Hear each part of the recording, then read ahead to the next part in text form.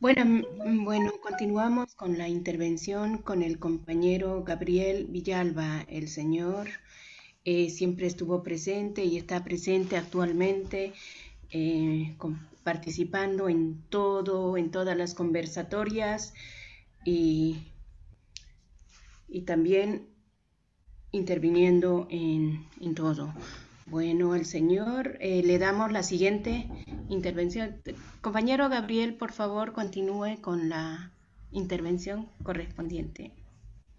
Bueno, ¿qué tal compañeros, compañeras? Muchísimas gracias por la invitación. En primer lugar, agradecer a la organización, agradecer a Claudia, a Marga, Nelly, a Mario, a Iván Martínez, a Alfredo y Susaño, que siempre estamos ahí en permanentes debates, a todos los compañeros y compañeras, ahí está el Iván. Bueno, es un gusto compartir con todos ustedes, hermanos, hermanas, por darse este tiempo allá de noche en Europa y acá de tarde en Bolivia.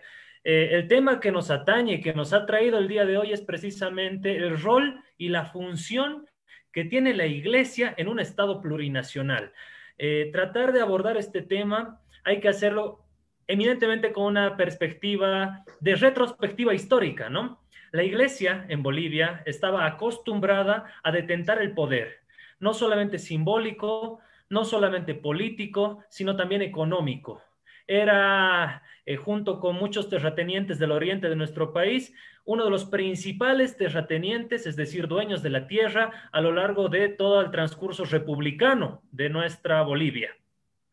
Con el Estado Plurinacional de Bolivia, con el gobierno de Evo Morales y posteriormente con la nueva Constitución Política del Estado del 2009, pierde estos privilegios de detentación de la tierra, pierde los privilegios políticos, porque además dentro del Estado republicano boliviano, la Iglesia Católica y la religión católica era la religión oficial. Recordemos que en el artículo 4 de nuestra Constitución Política del Estado se denomina el Estado Plurinacional de Bolivia como Estado laico. Eso significa que existe libertad de culto, pero que ninguna religión es oficial del Estado y que la religión está totalmente apartada del funcionamiento burocrático estatal.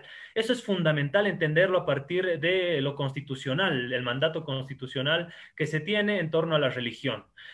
Se quiebra ese monopolio de poder que tenía la Iglesia, que estaba enfocada e instrumentalizada como una sociedad homogénea. Esas sociedades viejas, arcaicas del siglo XVI, que decían un solo territorio, una sola religión, un solo idioma, una sola raza, son los componentes del Estado, ¿no? Y así nos enseñaron la teoría del Estado. El Estado plurinacional deconstruye todo eso. El Estado plurinacional destruye esas viejas lógicas de organización territorial, de organización política y le quita muchísimo poder a la iglesia. La iglesia, también dañada en su propio orgullo y dañada en sus propios intereses, siempre reivindicó el Estado republicano en contraposición al Estado plurinacional. Entonces, acá tenemos un primer elemento que es clave y fundamental, entender qué es el Estado republicano y qué es el Estado plurinacional, y que ambas cosas son dos cosas totalmente diferentes. Tiene que haber una diferenciación no solamente de categorías, sino también de funcionamiento de ambos modelos de Estado. Por eso es que durante el golpe y el régimen de facto de Yanine Áñez, ella, esta señora autoproclamada, impone ciertos símbolos, y los símbolos no son menos importantes que los hechos como tales.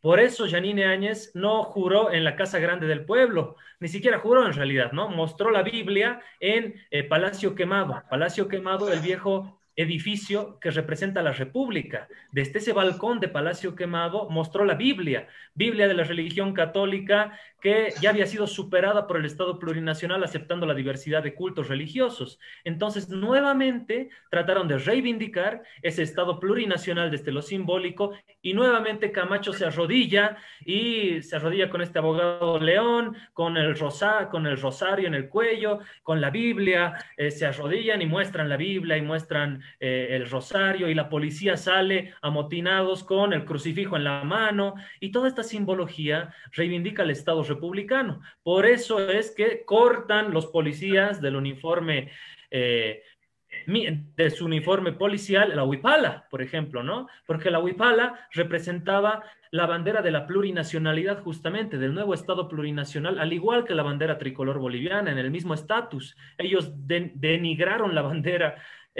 nuestra bandera huipala, y la trataron de reivindicar con la bandera republicana tricolor, siendo que ambas tienen el mismo estatus legal. Todo esto nos da cuenta de que la iglesia estaba cargando un resentimiento no solamente político, sino económico en contra del gobierno de Evo Morales por ese poder que se le había quitado y por haber sido relegada de las esferas de poder económico financiero durante 14 años. Al igual que estos opositores que tomaron el poder, que simplemente eran diputadillos o senadores que estaban allí en el órgano legislativo, que ni siquiera asistían a sus sesiones de comisión, a sus sesiones de comités, pero capos para generar conferencias de prensa y hablar y salir a los medios y denunciar al gobierno de Evo Morales de cualquier cosa, ¿no? Eso era lo único que se dedicaba y por eso le pagaba al pueblo boliviano, a Murillo, a López, a Pinker y a todos esos incompetentes que desde el órgano legislativo no hicieron absolutamente nada por ese 4% que los escogió, pero tuvieron el descaro de hacerse pasar por después en el órgano ejecutivo como grandes ministros, ¿no? Que destrozaron las arcas del Estado y que además no supieron administrar la cosa pública, y ellos se llenan la boca hablando, diciendo que son preparados, que se han formado en universidades del exterior, que son profesionales, y han demostrado que son los totales incompetentes en la administración pública, porque por supuesto han estado relegados durante 14 años por su propia incompetencia política. En ese marco, la Iglesia jugó pues un rol protagónico, al igual que los medios hegemónicos de comunicación, de tratar de naturalizar el golpe de Estado en Bolivia. La Iglesia de cierta forma blindó, incluso ustedes recordarán que se dieron el lujo de utilizar helicópteros militares para hacer las misas y tratar de combatir el coronavirus con agua bendita lanzada desde los helicópteros militares. Ese fue el contubernio que tuvieron los aparatos represivos del Estado, la policía y el ejército, con la Iglesia Católica, íntimamente ligada, porque fueron parte de lo mismo. Es por eso que también la Conferencia Episcopal Boliviana lanza su informe final y lo titula Pacificación durante las gestiones 2019 y 2020, tratando de minimizar y de incluso negar el golpe de Estado en Bolivia, porque claramente existen dos polos, si se quieren, contrapuestos en la política actual en Bolivia. El relato de fraude electoral, un relato que no lo han podido comprobar con más de un año, y la realidad de golpe de Estado. La realidad del golpe de Estado tiene 38 personas muertas, más de 1.500 personas detenidas ilegalmente, más de 800 heridos, la masacre de Sacaba, la masacre de Sencata, cursantes en la Corte Interamericana de Derechos Humanos, en el Alto Comisionado de las Naciones Unidas para los Derechos Humanos. Todo eso ha pasado. Y el día de hoy, y en la actual coyuntura, la Iglesia Católica está tratando de negar eso. Decir que no ha existido el golpe de Estado es tratar de negar descaradamente esas personas que han muerto, que han sido ilegalmente detenidas, esas personas que han sido heridas y masacradas, negar las masacres. Eso es negar el golpe de Estado actualmente, y eso es lo que está haciendo la Iglesia Católica de forma muy descarada, al igual que lo están haciendo y lo están intentando hacer en el Perú. En el Perú el lunes se reunieron y dijeron: no, vamos a reconocer los resultados del Perú, y lanzaron ciertas proclamas los generales y los militares del servicio pasivo, conjuntamente con la alta cúpula de la Iglesia Católica en el Perú. Entonces la Iglesia tiene un cierto papel geopolítico en Latinoamérica, que es el control de esos privilegios que perdieron y que en gobiernos conservadores como el de Jair Bolsonaro, Mauricio Macri, por ejemplo, y el de Lenin Moreno, nuevamente se vuelven a articular, como lo hicieron en el gobierno de Yanine Áñez. Es fundamental entender aquello. Ahora bien, este informe de la Conferencia Episcopal, tenemos que ver sus articulaciones con la narrativa que se genera desde El Deber, desde Página 7, desde este denominado cártel de la mentira, porque lo articulan muy bien y actúan como un bloque. La Iglesia, con los medios hegemónicos de comunicación, actuaron en bloque para defender y naturalizar el golpe de Estado de Yanine Áñez, pero ahora está actuando nuevamente en bloque para intentar negarlo, para intentar decir que el golpe de Estado es una tesis, como ellos dicen, que el caso golpe de Estado es algo inconsistente, que no tiene bases legales, ni jurídicas, ni políticas. Están negando nuevamente los hechos cuando claramente todos acá los presentes sabemos, y no es necesario repetirlo, que se ha subvertido el orden constitucional en noviembre del 2019, porque se ha generado una coyuntura de violencia que ha amenazado a las personas, a sus familiares, han quemado sus casas y por eso han renunciado. Yanine Áñez ha subvertido el orden constitucional, incumpliendo el 161, 169 de la Constitución Política del Estado y los artículos más elementales como el quórum reglamentario correspondiente que debe tener una sesión del Pleno de Senado para ser instalada. Se ha subvertido el orden constitucional y además ella misma en su última declaración dice, yo, y textual, cito, yo he instrumentalizado la Constitución Política del Estado y el reglamento,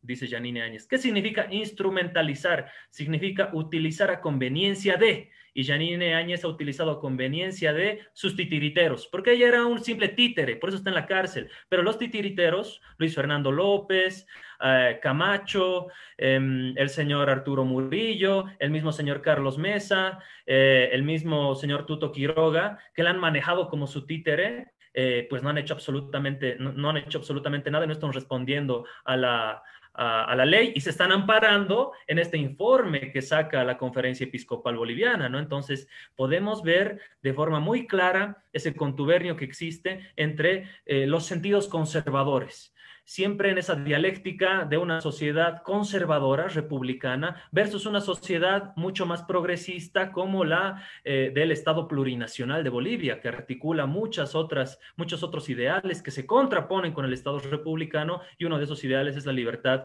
de culto, independencia del poder estatal de cualquier religión, ¿no? Con eso yo creo que he sido muy sucinto, bastante respetuoso del tiempo. Quisiera sugerir que para futuras organizaciones de los eventos, si tenemos varios compañeros, se pueda determinar el tiempo, ¿no? Qué sé yo, 15 minutos cada uno, 15 minutos primer expositor, segundo, tercero, cuarto, y así también poder aprovechar mejor el tiempo y dar espacio a las preguntas.